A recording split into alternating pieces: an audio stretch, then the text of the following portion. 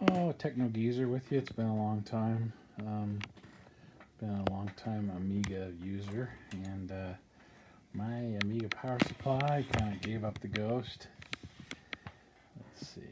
So there was the shell of it, and there was the power supply. So I removed it and unsoldered the harness.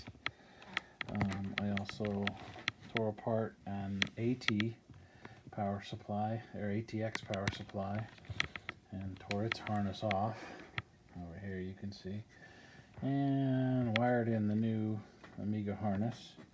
Where it goes, it looks like Amiga uses different colors, but as long as the voltages are the same.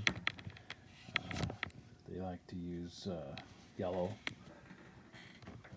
for their plus 5 volts, I think, and somebody else doesn't. I think their negative 12 is red, and somebody else's was another color.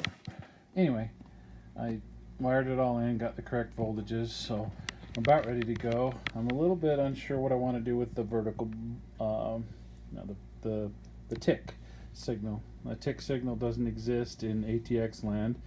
It's an Amiga thing. I know there's a jumper like J300 that you can switch, and supposedly you don't need it, but I think it has something to do with the clock that's used on vertical blanking. I'm not sure. I'm in the US, so it'd be 60 hertz. I'm not sure if it comes into play if you're switching between PAL and NTSC. I need to do a little more research on that.